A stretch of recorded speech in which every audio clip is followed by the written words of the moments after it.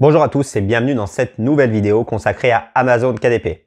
Aujourd'hui, on va essayer de répondre à une question qu'on me pose souvent. À quel prix je dois vendre mon livre? Est-ce que je dois le mettre à un prix bas, à un prix fort? Est-ce que je dois changer le prix de mon livre s'il vend beaucoup? Et finalement, comment déterminer son prix final? Comment déterminer sa marge? C'est toutes ces questions que l'on va voir dans cette vidéo. Et n'oubliez pas, si vous voulez recevoir gratuitement des astuces et des conseils liés à KDP, vous pouvez vous inscrire à ma liste email. C'est le premier lien qui est juste en bas en description. Allez, c'est parti pour la vidéo.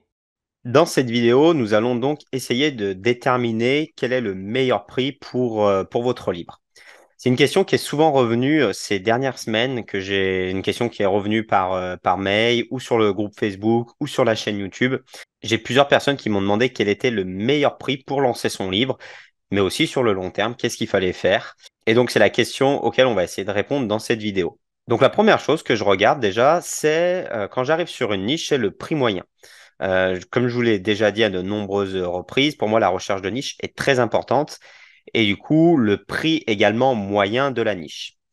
Donc là, je vous ai pris un exemple. Donc je suis parti sur du low content. Donc c'est un livre de challenge de couple. Et donc, comme vous voyez, il y a des bons BSR autour de 5000, 300, 3000, etc. Et quand on regarde le prix moyen, on a des prix qui sont plutôt intéressants. Donc là, vous voyez, on est à 12 euros, 13 euros, 14 euros. Donc c'est quand même des bons prix. Donc ça, c'est la première chose que je regarde. Déjà, je regarde le prix global de mes concurrents. A contrario, si je vous montre un autre exemple, un mauvais exemple, eh ben, ça va être typiquement un livre de coloriage licorne, où là, les prix sont plutôt à 4-5 euros. Donc ça, déjà, ça va être des niches que je vais pas regarder, et du coup, ça va être des prix que je vais finalement que je vais pas regarder aussi parce que ça correspond pas à ce que je vais rechercher. Une des méthodes pour voir quelle est la marge, hein, parce que le prix, c'est une chose, mais il faut regarder la marge.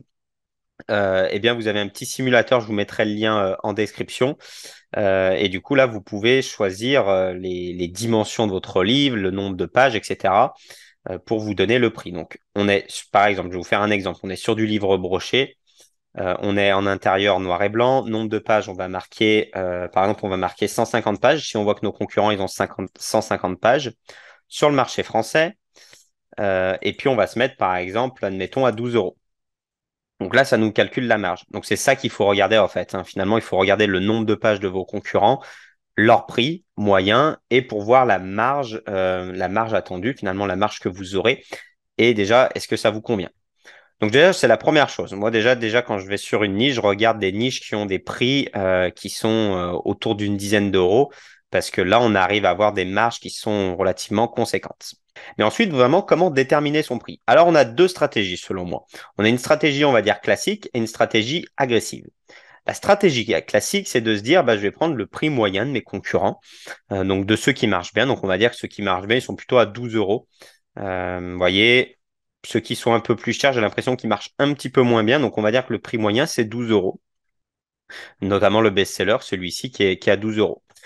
Donc, on peut se dire ça, et ben, je lance mon prix et je me mets sur mon prix moyen. Voilà, je vais rentrer en concurrence finalement avec ce genre de livre-là. Donc ça, c'est une première stratégie pour moi qui fonctionne bien. C'est une stratégie qui est classique. Deuxième approche, une stratégie beaucoup plus agressive.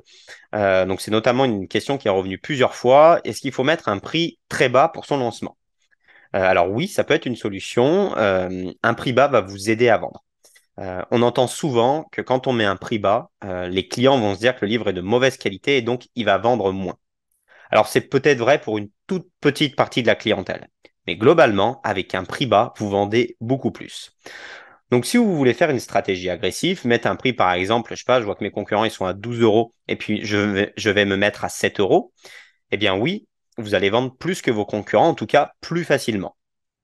Attention, c'est une stratégie qui est agressive et donc que je vais plutôt conseiller pour les gens qui ont l'habitude de travailler sur KDP, qui ont déjà des bons revenus sur KDP. Pourquoi? Parce que déjà, bah, vous allez avoir peu de marge. Donc déjà, quand vous allez vendre des livres et que vous allez gagner que 1 euro, bah, ça ne sera pas très satisfaisant.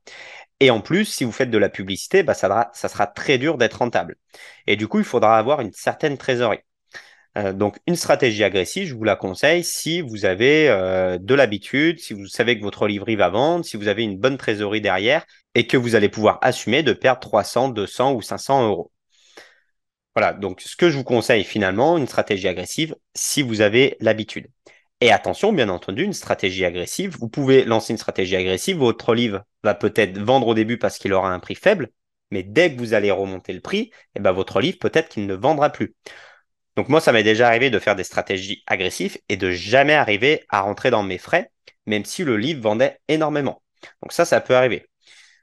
Donc finalement, c'est un risque que vous allez prendre. Vous vous dites, bah voilà, je veux investir dans l'avenir. Je me dis que mon livre, je vais perdre peut-être de l'argent sur 1, 2 mois, et que je me dis que peut-être dans 6 mois, eh ben, je vais gagner de l'argent. Mais c'est un risque. Voilà, donc ça, c'était mes deux points de vue finalement que j'ai moi sur les prix. J'utilise ces deux stratégies-là, soit la stratégie classique, on va dire, qui est pas risquée, ou alors de temps en temps des stratégies agressives avec un prix beaucoup plus bas que mes concurrents, ce qui va me permettre de vendre plus et ensuite potentiellement d'augmenter mon prix. Voilà, c'était une courte vidéo. J'espère qu'elle vous aura plu, j'espère qu'elle vous aidera, qu'elle aura répondu à cette question-là. Et puis je vous dis à très vite pour une prochaine vidéo. Allez, ciao!